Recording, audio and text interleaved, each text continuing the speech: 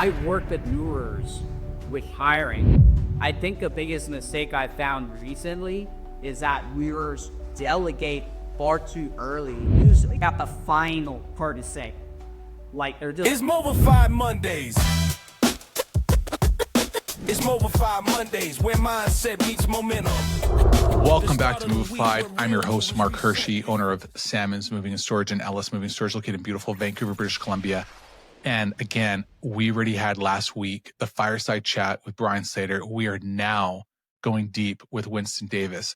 Winston is known for move up consulting. He helped fund so many moving companies with the right talent. This guy knows about finding the right people for the right position within your company. Just like we advertise ready roles, these guys are there to help you out with VAs. Winston is there, and now he's putting it into plan with his moving company called Big Lick Movers. And I'm excited to share with you this Fireside Chat that was happening at Build to Move, which was happening in Wooster, Ohio. For all those that are listening, stay tuned, watch and learn. This is a Fireside Chat with Winston Davis. Roll the tape. somebody that I research and read a while on. It's Jack Welch. Jack Welch was the CEO of GE, and he's got two things that I learned a lot when it comes to what's really important here is who's coming in and out. And what I think that I want to drive home is like, how do I take a team and light them on fire? Because the best ROI in business that I've been able to get is a people ROI.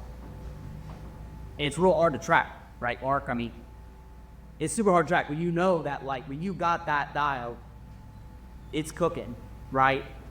So the people ROI is everything. And so Jack Welch talks about a 20-70-10. So the top 20% of their team, this is a whole team, admin, sales, guys in field. Top 20% are the people that are drivers.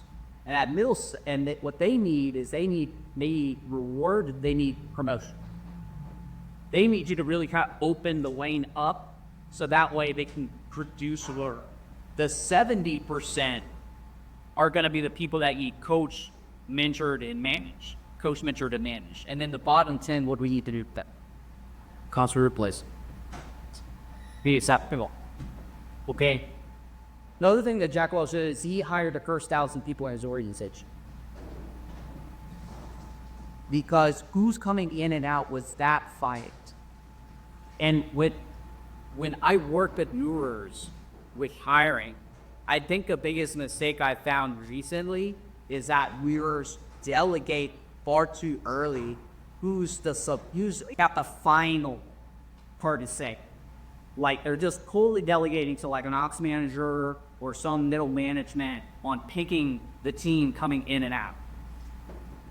And so it doesn't happen overnight, but in a 3, 6, 9 month period, you really aren't the one involved on who's getting picked. Maybe you built the system for hiring, but you're not involved on picking selection. That's what we call it, selection.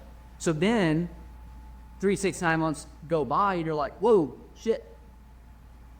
My business is like different. My team's different. Like I got bad like buy happening all of a sudden. It's because you haven't been involved on arguably one of the probably top 3 most important aspects of a company, which is coming in and out. Before we ever started using a moving CRM, someone asked me, could you 10x what you're doing right now with the current systems and processes you have in place? And I said no. And so he was like, well, then you need to just pull the trigger on the software. And then I saw Smart Moving and it was game over. Austin joined thousands of moving owners on Smart Moving in 2021. Since then, he's more than doubled his business. And I always compare Smart Moving to Apple products. It's just so simple, so easy to use. And that's really what's allowed my team to scale and now have 2 branches. And last year we scaled Central Coast Moving over 50% growth. If you're ready to turn your moving company into a machine that drives profit, not chaos, try Smart Moving. If you're considering Snowball, just do it. Snowball creates done-for-you referral programs for moving companies so you can turn happy customers into new revenue without lifting a finger. And the results speak for themselves. In less than a year, we've collected over 2,000 referrals. We generated over $200,000 of revenue that cost about $5,000 to do it. I believe we have 4 or 5 the very first day. The companies winning with Snowball are the ones that already care about their customers. We just help turn that into new business through human outreach and customer nurturing. Snowball is part of the arsenal of tools that I recommend to my clients because it works. Somebody right now, whose first name was somebody in your business that's in the top 20. This is the driver in the top 20 of your Shane. Shane's. Why is Shane a top 20 here? Fares. Six good he trades other rulers. No spun and beyond. Detail. Okay. What do you need to do to get a better ROI on Shane? For Edo. Okay. Yeah, that's easy to say. Let's just repeat Jay. Yes.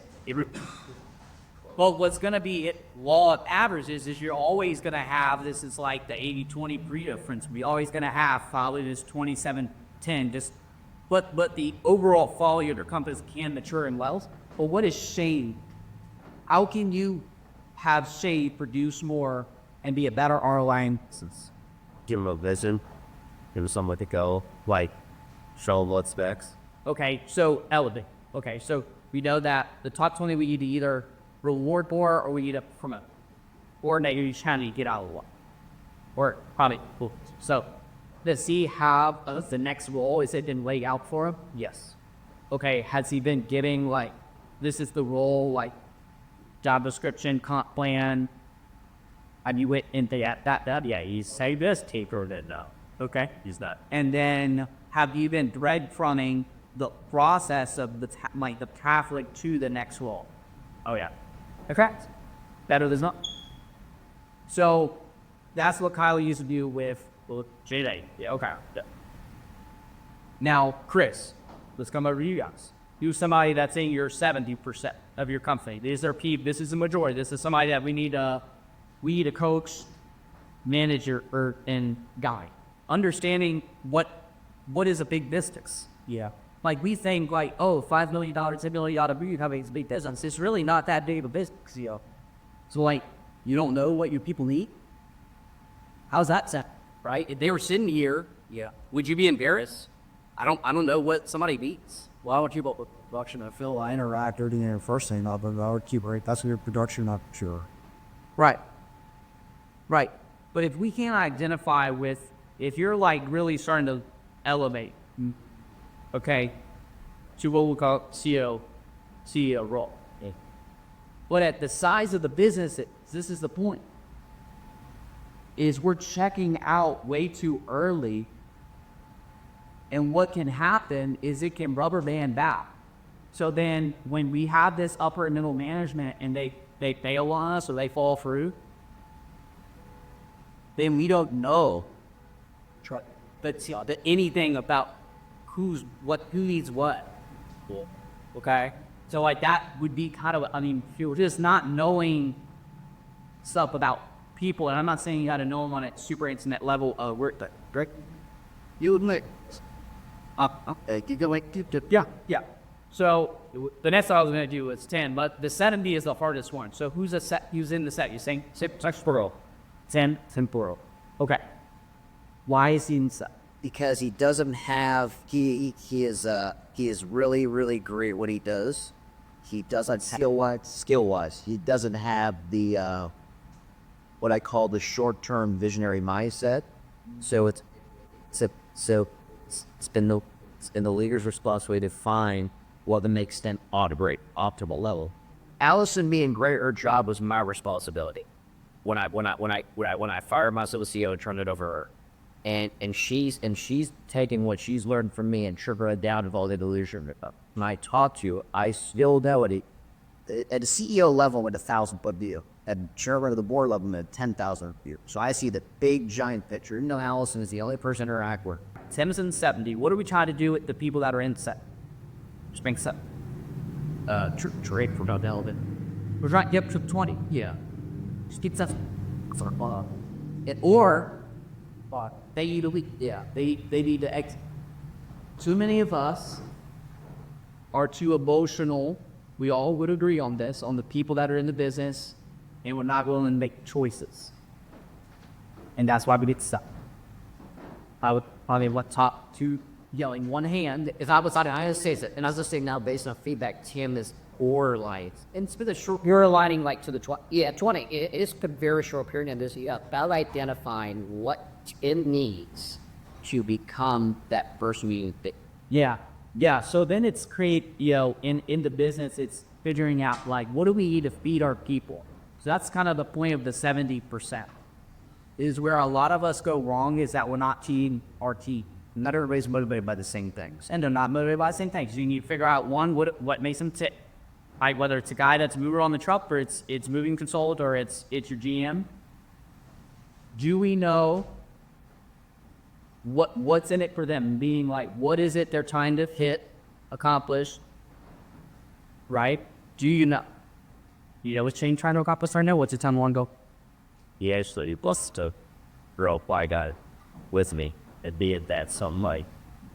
Okay, so let's make that more detail. So he wants to get equity and he wants to be tested in the What's his own branch of ours? Okay, thank you. So he wants, this is what Shane wants. Shane wants to run its own branch. See how we're getting more clear? Let's read it. So now you tape that and you go reverse. You back into it. You say, okay, what's the pathway for that 21%er to get there? Okay. And then the key is that if you go quiet, slurring that stuff, if we go quiet with our 20%ers on the plane, then they start thinking about other things.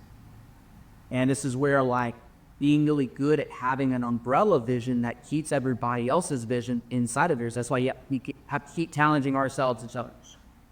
If we're not casting a really great vision, Tim's great. They go out, I told you what they're thinking about. Oh yeah. Somebody in my business probably thinking about, Ultimately, who are they looking out for the most? It's themselves. Do not be naive. So we have to think. We have to be 5 steps ahead on the chessboard. Moving company owners and home service businesses. This is not another conference pitch. This is about fixing what's been holding you back in your business. If your team is busy, but your profits are flat or worse, negative, your systems are honestly broken. We're gonna show you how to rebuild them. So join me, Jeremy Miner, Jason and Ali Watson, and others on January 9th and 10th in Chandler, Arizona. It's 2 days of proven frameworks, sales training, operations training, and strategy that you can take away right back into your business. You'll walk away with clarity, confidence that moves your business forward. So click below and get in the room. Being found on the second page of Google is literally like having a billboard in the middle of the desert. Your mama ain't gonna see it. No one's gonna see it. You're on the second page of Google, no one's gonna call, no one's gonna book. Here is the deal. If your business is not ranking on the top of Google, that means your competitors are going to be stealing your customers every single day. So at Rotate Digital, we don't play any guessing games. We use data-driven SEO strategies to make sure Google finds you first so that these Google searches turn into your customers, not your competitors' customers. How do we do it? We do it through AI-driven keyword optimization, exclusive blog networks, backlinking strategies, and honestly, the secret stuff, the proprietary lead attribution software. So what do you get as a result? You get not only good marketing, but now you get clarity into what is bringing you more revenue. So if that's something you want to do, you want to make sure your leads find you and not your competition, go ahead and go to rotatedigital.com, schedule a call, and we'll help you take your business to the top of Google. Hey, it's Mark Hirschi with Movified. It is the Dolly Dash segment, golfing edition. I got Chris Sweet here with Swamp Rabbit. Here we go. Chris, we just came off this amazing moving tent retreat. Yes. What's the biggest takeaway that you find that you can apply in your life when you head back home? The biggest takeaway I got at the Moving Titans retreat is that your network is your net worth, right? So networking with great moving companies around the area, seeing how they do things a little bit different, and then modifying, tweaking as you go. I like it. I like it. Second question coming up. What's one thing that you want to apply within your business when you get home? I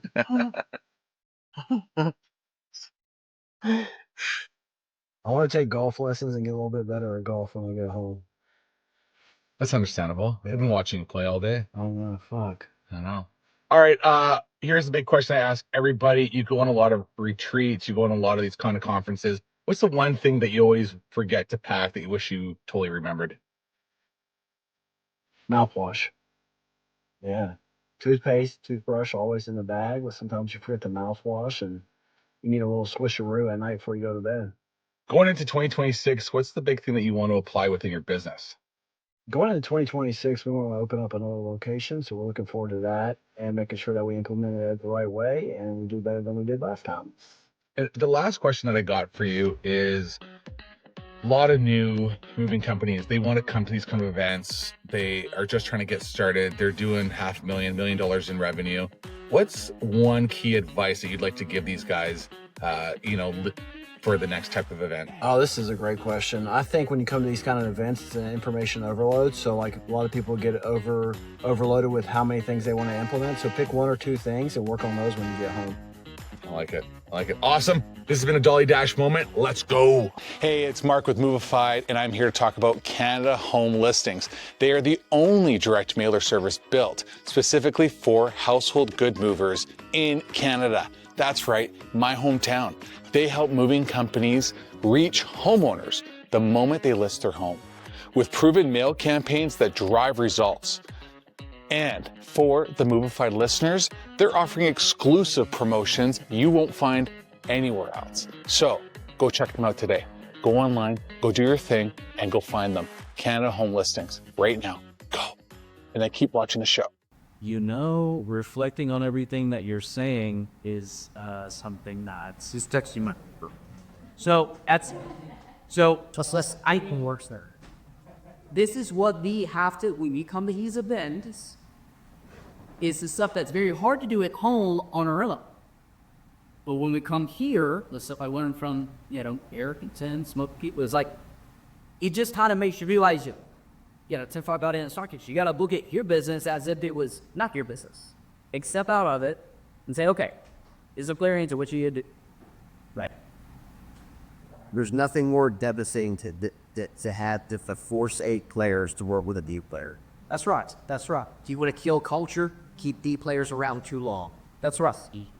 Now, the other thing that we're trying to do is we want to really make sure that the largest group is the 7. And it's the hardest part. It's where the most work is. Now, the low-hanging fruit is the 20%. The low-hanging fruit is the 10 and 20. Get rid of the junk.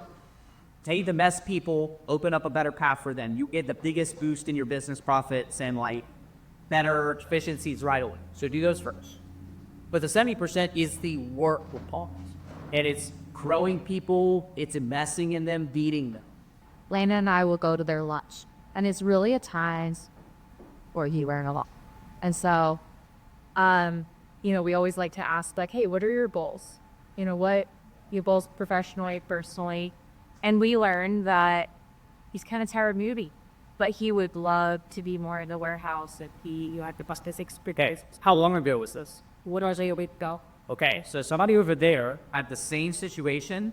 Not to pitch up, I just really had so much time, so I just want to choose. Okay, so they told you where they want to go with.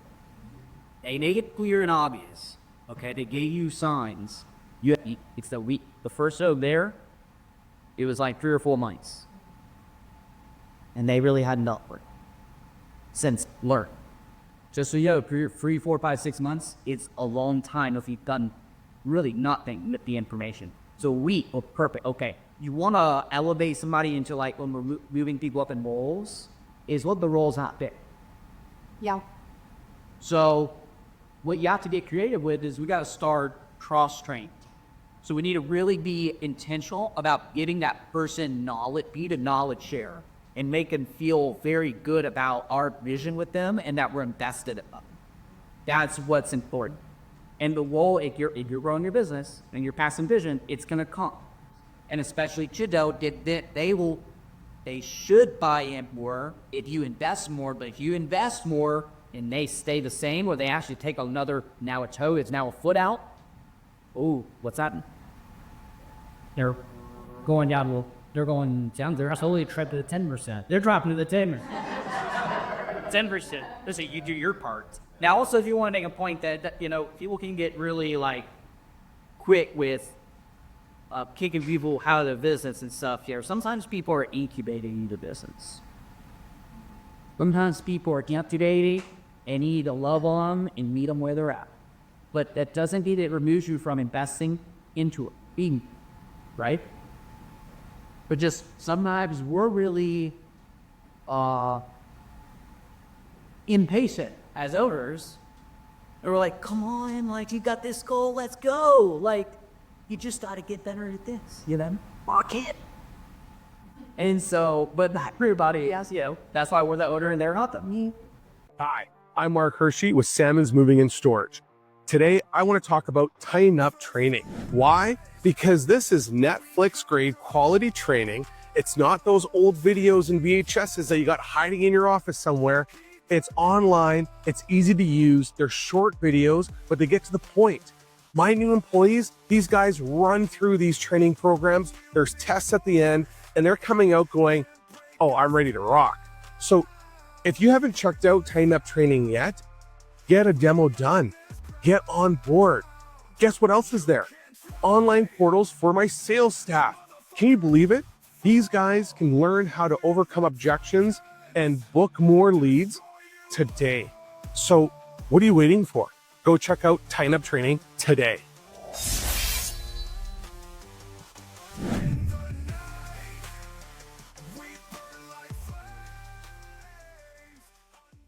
Yeah.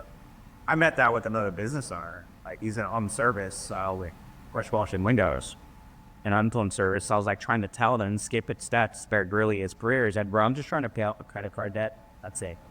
One of my employees, I'm and he got frustrated. Papa is. I'm just all right, you know way. So if there's anything out of this, I think it's just, and I'm going to come to you, I forgot, but we'll do your system. It's just you're remembering, okay, this 20-70-10 breakout of your team, but then also realizing that we got to make the inputs, you have to feed the team. And the best starting point where most people go wrong is they don't know anything about what your team member even is trying to achieve and want. And it sounds basic. We're so do we know their goals? I'm not trying to be their butt. I'm trying to be influential. I'm trying to help create an opportunity. There's a difference, right? So Greg was I don't know, what's that? We're talking about the difference between our, I think it was as a matter, the question was, as you scale, should it be a point to get close to the guy? You're I'm not saying you get close. I'm saying you should know the guys. Yeah, I'm all about parking lot chats. I'm all about, quick interactions. I don't need a lot of time with them. I don't need to go to lunch with every single guy. I'll tell you though, we had two guys with a Phoenix on a interstate job, and they came back. They texted me the day later, and he said, "Hey, we go once. We want to talk." That was a it. So these cats are opening their own shit. But then anyways, you start getting concerned. But that's the limiting belief. In fact, my friend ended up operating in fear. And I thought about it. I talked to my wife about what do you think they because I could have been well, I'm not gonna meet with you unless your money was out. It's my top shoebox empty. So she was like, "Would you trust him?" Yeah, I trust him. She's like, "I did do the work." Yeah. She's like, "We'll take your notebook." Thank God she said her. They had written a list of 32 things to improve the company euro. And we spent 2 hours at lunch. And by 8 a.m. the next morning, I had put into play about 40% of the list, and I messaged them all the things that I was doing. They said, dude, thank God I've listened to that. They even made a point like, dude, I'm confident that you have a notebook and you're writing shit down. They're like, we weren't sure like what would happen if he told you these ideas. This is all like, you know, so you have to realize that like not everybody thinks the way we do as owners. There's sometimes they don't understand what's gonna happen to my phone. I'm gonna bring this idea to you're gonna shit on me about it? Like what's gonna happen here, you know? So they brought 32 things, and was every single idea a home run? No, but not half of them were pretty damn good. But you want to know, you don't get defensive. That's right, ego gets in the way. So, you know, I took those guys to lunch because they earned the right. I'm not owing a lunch with every move with all my heat. Ronald, why are you doing that, man? Those guys earn the right to get the access to have the intimate one-on-one conversation. So I'm going to take a step closer to them because they had taken the steps closer to the company, my machine. And so that's the thing where people are like, I don't want to get too close with the guys. And like, yeah, or I can't nip. Ross, that I'm not saying anybody that I'm not saying any books. I'm not being trying to have an big difference. Now that will be fun. You try to evaluate into this. Chris, let's talk about who's the 70% creep. We got like two minutes. Which even crew up in. Okay, here's the setting then Keandre. Keandre, what's the goal? We're mover. How long has he done? 2 years. 2 years. 2 years. Going out, but he doesn't want to move ball until foaming ball. It's wild to consider. He's really good at everything. He's like, I love being a mover, but I don't want to have response. He doesn't want to have response.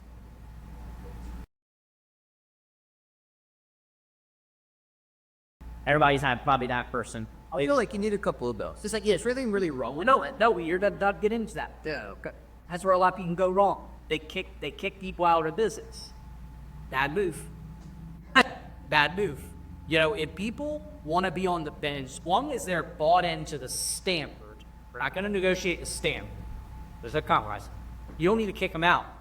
But they kind of fall in this incubator bucket. Remember talking about the incubators? You need to work on them. You need to probably think about being a different approach. So rather than trying to shove training down their throat, we're trying to shove a comp plan down their throats. Maybe we need to you need to be a little more creative. No. Maybe you need to hit more on the heartstrings and relationship side. And I know it sounds foreign, but it's like, yeah, I mean, probably just need to, us as a company, you express more about how much that person needs. We do. I do a lot. And you do. That's why your business is really in our business. In our EPRs too, we asked them, like we make them give us one goal that they had outside of work and inside of work. It's love that runs similar to you. Also really good. And he wants to run a profession. Like he wants that's happen. Especially, I mean, on the other side. But you probably, what would you love for that person to do is inside of your ecosystem? Continue to elevate the work as well. Okay, so now this is the creative part. And I know we're not out of time. Is maybe them going to a driver or foreman is not the next step. Oh, maybe that's the answer. And while logically all of us in our brain are like, well, an Uber has to go to that before they do it. That's not true. Yeah, it's not always true, right? How could you create opportunity for them outside of what they're doing that's a bolt-on? So there's, just like in our business, if we bolt on delivery or storage or jump, you can take a role in bolt-on responsibilities. And you have to be careful because how sometimes jack up. You don't want to jack up like a really important role. But like an entry-level role, very easy to do. It's the simplest place. Is I have a mover role, I can bolt on a responsibility to its day-to-day and put an incentive that's good ROI for my business. It fans the plane of my entire company, but it gives that person, makes them feel like that they are evolved before and that they have a place. So that's why I said the creative space has to sometimes turn into play. I don't know if that makes sense. Yeah. All right. Oh, that was really clean. It's the nerve. Gotta get you.